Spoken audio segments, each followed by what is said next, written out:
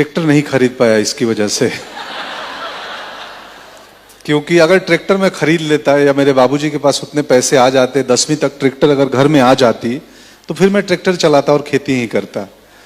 तो कभी कभी जिंदगी में कोई चीज नहीं होती है तो उस वक्त मलाल होता है, लेकिन बाद में लगता है कि नहीं, अच्छा हुआ वो नहीं हुआ। एक नागार्जुन की कविता है, एक नागार्जुन कवि हैं बिहार के, जो नहीं हो सके पूर्ण काम उनको करता हूं मैं प्रणाम। जिंदगी में बहुत सारे हमारे काम पूरे नहीं होते, वैसे ही वो ट्रैक्टर मेरे पिताजी खरीद नहीं पाए और अब लगता है अच्छा हुआ। ट्रैक्टर खरीद नहीं पाए तो उनको लगा कि अब तुम पढ़ाई करो, एक ही ऑप्शन है डॉक्टर बनो, तो फिर उतने अपनी जीविका चला लोगे और उतने पैसे आएंगे कि ट्रैक्टर हो जाएंगे। और डॉक्टर बनने के लिए गांव से पटना निकला था और डॉक्टर का टर तो नहीं लग पाया, एक्टर का टर लग गया।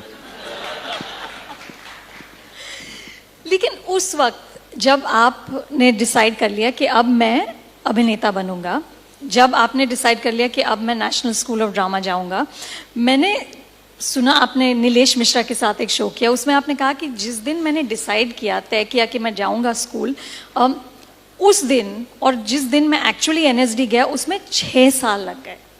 6 साल क्यों लगे?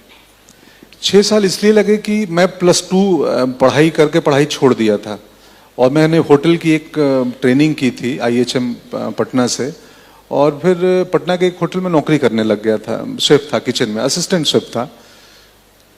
तो जब थिएटर करने लगा और लगा कि नहीं यार इसमें रसोई में मन नहीं लग रहा है, किचन के काम में। तो आप दिन में शेफ थे और इवनिंग्स में थिएटर? हाँ, दिन में ये, और कई बार मुझे डांट पड़ती थी तो मैंने नाइट ड्यूटी लगा ली थी, रात को 11 से सुबह 7 किचन क्लीन करवाता था। और एक योगेश करके लड़का था, अभी भी है उस होटल में, 20 साल हो गए, उसको अभी भी परमानेंट जॉब नहीं मिली है, वहां अभी भी टेम्पररी है। मैं अभी उस होटल में जाता हूं तो योगेश से मिलता हूं, मेरे कमरे में आता है या मैं किचन में जाता हूं। तो +2 के बाद होटल में मन नहीं लग रहा था, फिर लगा यार अब एक्टिंग ही करनी है। ये HR जो मैनेजर थे बहुत डांटते थे कि तुम ड्यूटी में मिसिंग हो, तुम ठीक से काम नहीं करते हो, तो मुझे लगा ये छोड़ देता हूँ, एक्टिंग ही करनी है। तो पता चला कि ड्रामा स्कूल में जो बेसिक एजुकेशनल क्वालिफिकेशन है वो है ग्रेजुएशन, और मैं तो +2 के बाद छोड़ दिया था। IHM को ग्रेजुएशन नहीं मानते हैं, तो दोबारा ग्रेजुएशन में एडमिशन लिया और उसमें 2-3 साल लग गए, और उसके बाद 3 बार रिजेक्ट हुआ NSD से, तो वो 3 साल 6 साल लग गए, तो तीसरे अटेम्प्ट में मैं सिलेक्ट हुआ था। तो उस वक्त जब एक बार रिजेक्ट हुए, फिर दूसरी बार रिजेक्ट हुए, फिर तीसरी बार, ये तब पंकज हिम्मत कैसे रखी आपने कि नहीं एक दिन ये हो जाएगा? पता नहीं, मुझे भी ठीक से इसका आंसर पता नहीं था, वो क्या वजह थी रोक के रखी थी।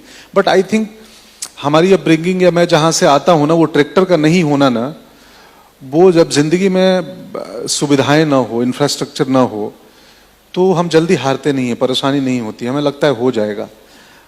मुझे याद है मैं अपने घर से 7 किलोमीटर सुबह पैदल जाता था ट्रेन पकड़ने, पटना जाने के लिए। तो अब कोई बोले कि 7 किलोमीटर ट्रेन पकड़ने जाना है, हम सिर्फ सिद्धि विनायक जा सकते हैं 7 किलोमीटर, अगर थोड़े हिले हुए हों तो। मतलब हिले हुए का मत सेंस वो है कि थोड़े हम किसी परेशानी में हो, हम परेशानी में अमूमन भगवान को याद करते हैं। जब हमारे 7 किलोमीटर चल लेंगे। हाँ, अच्छे दिन होते हैं तो कोई सिद्धि विनायक पैदल नहीं जाता है। हालांकि अच्छे दिन तो अब चुनाव शुरू हो गए हैं,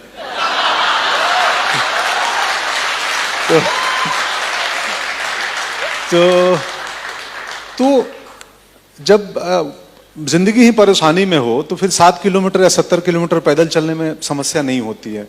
तो शायद ये था कि मुझे पता था कि ऑप्शन तो कुछ है नहीं, और समहाउ एक स्ट्रॉन्ग डिटर्मिनेशन था अंदर कि यार, पता चला, मैं अखबार में पढ़ा, मतलब मैगजीन में, कि अनुपम खेर, नसीर साहब, ओमपुरी जैसे अभिनेता वहां से ट्रेंड होके आए हैं।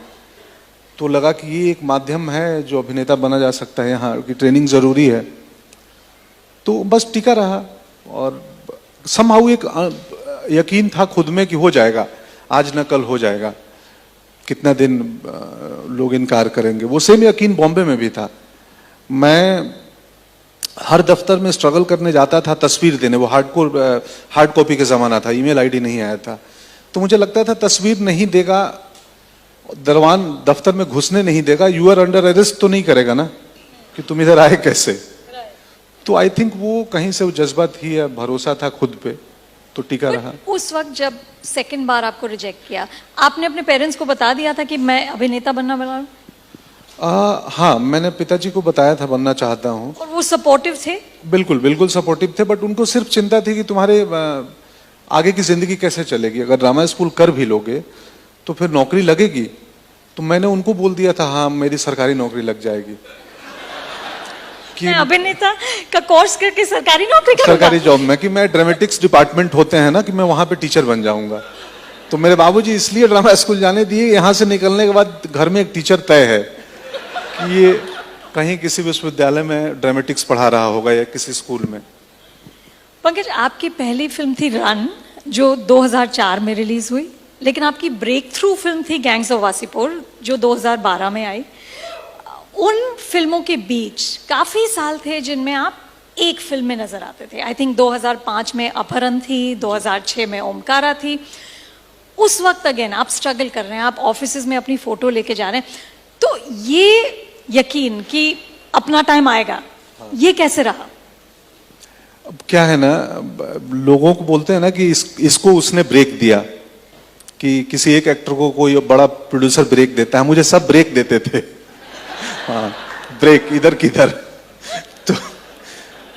तो जिंदगी में इतने ब्रेक लग गए थे ना 10वीं क्लास से निकलने के बाद, कि आदत सी हो गई थी कि कुछ समस्या नहीं लगता था। हम दिन भर घूम के आते थे शाम को, और बहुत सारे दरवाजे ऑडिशन ऐड वाले लोग बैठे हैं, बाप रे बाप।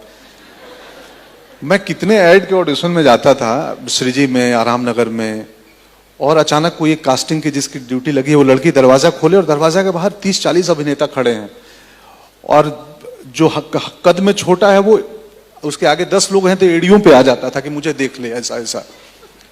तो इतने में वो लड़की आती थी, not fit not fit not fit not fit not fit, you come.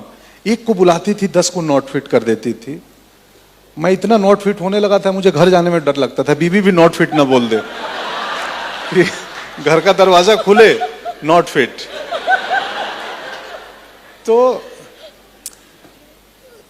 तो यही था कि वो, मैं बिहार से आता हूं, वहां सुविधाएं नहीं थी, सड़कें नहीं थी। मेरे गांव से पटना 150 किलोमीटर था, और मुझे याद है हम 8 से 10 घंटे बसों में जाते थे, गड्ढे में तैरते बैरते। तो 10 घंटे में 150 किलोमीटर की यात्रा आप कर लोगे ना, तो फिर जिंदगी में कोई समस्या नहीं रहेगी। फिर आपको सब आसान लगेगा कि नहीं नहीं सब ठीक तो है। और ये भी मान के आया था कि अगर नहीं देंगे सिनेमा वाले काम तो कुछ नहीं, अपना ईंट पत्थर उठा के मैं अपना पेट तो पाल लूंगा ना। 300 रुपये तो कहीं भी कमा सकता हूँ, 400 रुपये। बट समहाउ क्राफ्ट पे भरोसा था।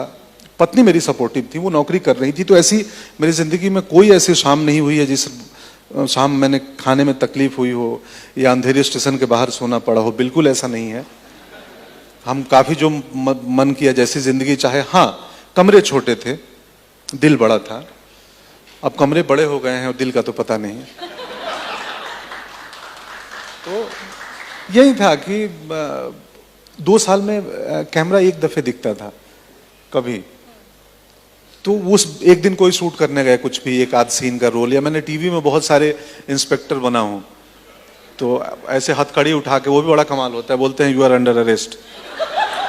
मुझे समझ में नहीं आता हथकड़ी यहाँ क्यों उठाते हैं। मैंने किसी पुलिस वाले को नहीं देखा उठाते हुए। तो मुझे लगा कि किसी कोई फिल्म मेकर ने वो मिड शॉट लगाया होगा और पुलिस वाले को बोला हथकड़ी ऊपर ला, फ्रेम में ला। वो तब से ट्रेडिशन बन गया कि हर कोई यही लाएगा। तो बीच में तो ऐसा लगा था मैंने अपने लिए पुलिस की वर्दी सिलवा ली थी कि मैं जाऊं बोलूं कि आपको मतलब कॉस्ट्यूम का बजट भी बच जाएगा, मेरे पास वर्दी है।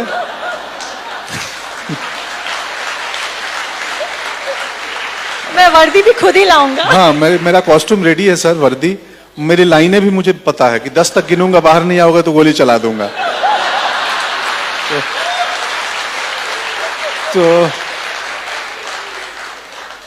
तो अब समझो ना कि जो आदमी एक्टिंग को लेके, रोल पाने को लेके इतना पैशन हो कि कॉस्ट्यूम सिलवा दे पुलिस वाले का, किसी ना किसी दिन किसी डायरेक्टर की नजर तो उस पर पड़ेगी कि यार इसको कुछ और दे दो। हाँ, ये तो वर्दी लेके घूम रहा है। तो कश्यप की पड़ गई। एक दिन मुकेश हावड़ा ने ऑडिशन किया और काफी लंबा चला, वो भी एक अद्भुत दिन था। फिर कश्यप ने एक रोल दे दिया, और फिर गैंग्स ऑफ वासेपुर हो गई। But I want to talk a little about your wife. मतलब व्हाट एन अमेजिंग वुमन कि 10 साल आप कोशिश में लगे हुए हैं और वो नौकरी कर रही हैं and she never once said to you कि आप कुछ और कर लो। मैं इस सवाल का जवाब देते देते रो भी सकता हूं। हाँ, आप पूछना।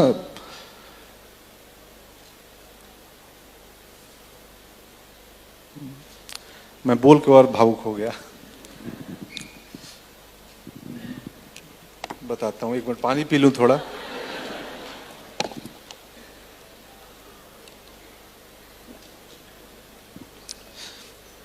हमारा क्या है ना, आमतौर पे एक घर में एक हस्बैंड और एक वाइफ रहते हैं। मेरे घर में 2 वाइफ रहती हैं, एक मेरी वाइफ और मैं उनकी wife. I have to clap for that.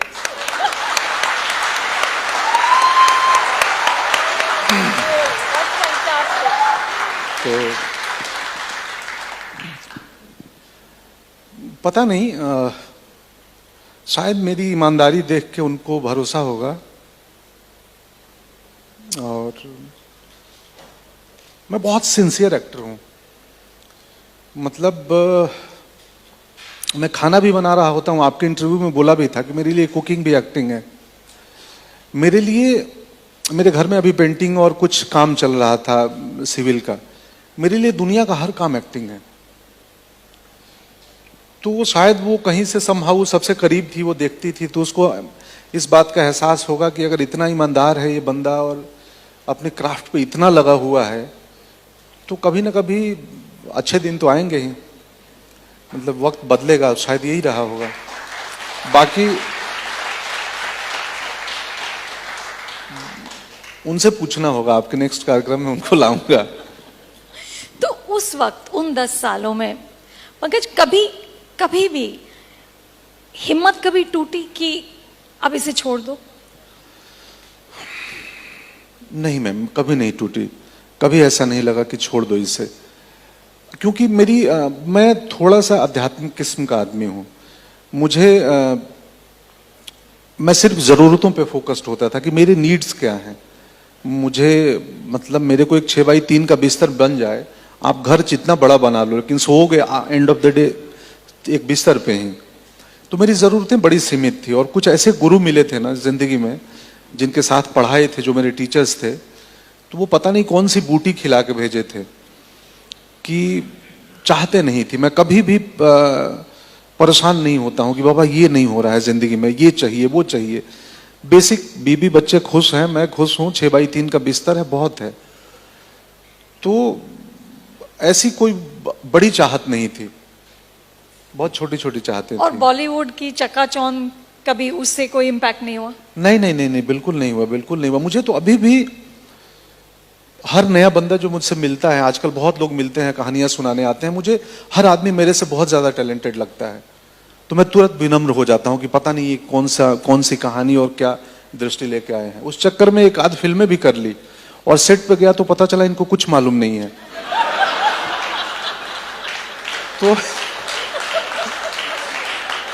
तो मुझे लगा कि यार मैं भी ना चेहरा देख के आदमी को तय कर लेता हूं। मुझे हमेशा लगता है जिसकी नाक थोड़ी ज्यादा लंबी हो बहुत टैलेंटेड होगा। फिर मुझे एक लंबी नाक का आदमी उतना टैलेंटेड नहीं दिखा, तो मुझे लगा नहीं जिसकी छोटी होती हुई वो ज्यादा टैलेंटेड होता होगा। तो ऐसे थॉट बदलते रहते हैं। तो बस मैं भूल भी गया जाता हूँ सवाल, आपको पता है तो। मुझे इनफैक्ट अभी भी याद नहीं है आप क्या पूछे थे। I know. कोई बात नहीं। अब पंकज, और अब जब हर डायरेक्टर आपके साथ काम करना चाहता है, अब आप कैसे डिसाइड कर, ये नाक के अलावा और क्या डिसाइडिंग फैक्टर्स होते हैं कि आप कहते हैं कि हाँ मैं ये स्क्रिप्ट करूंगा, ये नहीं करूंगा? बहुत मुश्किल है मुझे किसी को ना करना जिंदगी में। आज सुबह ही मैं यहाँ आते हुए एक डायरेक्टर के, बहुत दिनों से मेरी बात चल रही है, और मेरे लिए बहुत संकट होता है किसी को ना करना। मैं कैसे ना कर दूंगा? बट मुझे पता है आदमी एक हूँ, ऑलरेडी अगले 1.5-2 साल तक मैंने कमिटमेंट ले लिया है। नाउ ये भी डिसाइड किया है कि सब कुछ नहीं करना है, थोड़ा सेलेक्टिव होना है। तो ना करने के पीछे एक लगता है कि या तो जिस किस्म के रोल मैंने कर लिए, या जिस कहानी में मुझे मेरे लिए बहुत इंपॉर्टेंट है। मैं हमेशा मानता हूं कि फिल्म मेकिंग या एक्टिंग सिर्फ मीडियम ऑफ एंटरटेनमेंट नहीं है, उस कहानी में एक दूसरी लेयर भी होनी चाहिए, भले वो प्रीची ना हो, अंडरटोन हो, बट एक और बात हो, मतलब एक मैसेज होनी चाहिए। यस जरूर होना चाहिए, एक सोशल कमेंट्री तो होनी ही चाहिए। मेरे किरदारों में जान के मैं वो ला देता हूँ, कहीं से खींच वींच के एक लाइन ऐड करवा देता हूँ कि ये बोल देता हूँ, तो वो बहुत जरूरी है मेरे लिए कि फिल्म एंटरटेनिंग ऑफ कोर्स हो, क्योंकि कोई 300 रुपये दे के ज्ञान सुनने नहीं आता है, उससे बढ़िया हम कोई आस्था चैनल पे सुन लेंगे, थिएटर में क्यों आएंगे।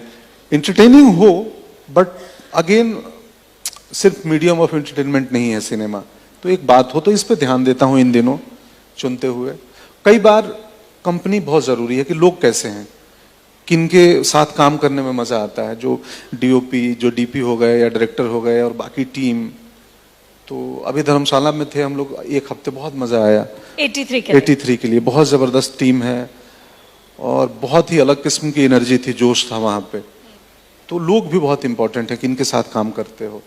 तो पंकज, कभी आपको लगता है कि अब क्योंकि आप इतने पॉपुलर हो गए हैं, अब डायरेक्टर्स आपको लेना चाहते हैं just because you bring credibility, क्योंकि हम सबको पता है कि अब जब आप फ्रेम में आएंगे तो कुछ मजा आने वाला है। अब डू यू फाइंड कि they are leaning on you too much, या कि प्रॉपर स्क्रिप्ट नहीं है और वो बस आपको कह रहे हैं कि आप आके आप कुछ, मतलब आप कुछ भी मैजिक कर दो? हाँ, ये भी होता है। अरे आपको क्या बना लेना, तो मुझे लगता है बना लेना, रोल बना लेना। हाँ, खिचड़ी थोड़ी है बना लूंगा, कुछ तुम भी तो दो, रॉ मटेरियल दिए ही नहीं हो, बोल रहे हो बना लो। तो ऐसे भी करते हैं लोग। दरअसल मुझे कभी कभी लगता है ट्रस्ट का खेल है कि इन दिनों फिल्म मेकर्स मुझ पे ट्रस्ट करने लगे हैं, तो पता नहीं कब तक करेंगे, मुझे भी नहीं मालूम, या कब तक मैं कुछ ठीक ठाक बना पाऊंगा, क्योंकि मुझे हमेशा शॉट में जाते वक्त मेरे को मालूम नहीं होता मैं करूंगा क्या। Script really? हाँ, आपको अपनी लाइनें याद हैं, बट आपको पता नहीं है कि मैं क्या करने वाला हूँ, कैसे करूंगा इसको। हाँ, लाइनें पता है, सब मालूम है, बट ये होंगी कैसे मुझे नहीं पता होता है। पहले दूसरे टेक के बाद लगता है अच्छा ऐसा हो रहा है कुछ, इसीलिए मुझे एक्शन कंटिन्यूटी याद नहीं रहता है। मैं एक टेक में हाथ इधर उठाऊंगा, दूसरे टेक में जेब में डाल दूंगा। अब वो आजकल एक कंटिन्यूटी वाले आजकल बड़े वो हो गए हैं फिल्म के सेट पे, आप लोग एड मेकर है देखते हैं, एडी ऐसे लगता है ना शिकारी की तरह झपट्टा मार देते हैं। सर हाँ, क्या एक्शन कंटिन्यूटी गलत हो गया। बोलते हूँ बाबा एक ही शॉट रहेगा ना, या तो वो रहेगा तो ये रहेगा, दोनों तो रखोगे नहीं। तो भी नहीं, क्या पता कुछ हो जाए दूसरे, तो ठीक है। तो मुझे मालूम नहीं होता क्या करना है, करूंगा कैसे। मतलब दरअसल कभी कभी लगता है कि वो तीर चलाते हैं ना हम लोग ऐसे अंदाजे पे, हाँ, और निशाने पे लग जाए। राइट। तो मुझे एक्टिंग भी कभी कभी ऐसे ही लगती है कि तीर फेंक रहा हूँ, जब तक सही निशाने पे लग रही है, बात हो रहा है, एक दिन निशाना मिसफिट हो जाएगा तो फिर। बट आप किस तरह के एक्टर हैं? Do you like to do a lot of preparation, या आप स्पॉन्टेनियसली शॉट में ही करते हैं जो करते हैं? दोनों तरीके से करता हूँ मैम। एक तो जहाँ थोड़ा कठिन काम है तो मैं अक्सर ये सोचता हूँ कि कैरेक्टर के प्रिपरेशन में 2 महीने, 1 महीने, 3 महीने लगते हैं जब स्क्रिप्ट हमारे पास आती है, लेकिन एक एक्टर के प्रिपरेशन में पूरी जिंदगी लगती है। तो मेरा 43 हो गया, मैं हाँ 43 ही हूँ। तो नहीं, मुझे लगा नंबर गलत तो नहीं बता रहा हूँ, इसलिए मैंने क्रॉस चेक खुद से किया कि 43। तो 43 साल का जो मेरा जिंदगी का अनुभव है ना, वो अभिनय में आती है, और 2-3 महीने का मेहनत उन किरदारों पे। कई बार हर रोल अपनी एक रिक्वायरमेंट बताता है एक्टर को कि मेरे लिए तुम मेहनत करो या मेरे लिए मत मेहनत करो, इम्पल्सिव रहो, वहां जाओ, जैसा होगा वैसा कर देना। तो दोनों थ्योरी हैं कि कई बार मुझे जहां डर लगता है वहां बहुत मेहनत करके जाता हूं, जब मुझे डर नहीं लगता है तो मैं रात को पार्टी करके जाता हूं, सुबह कर लेंगे, हो जाएगा।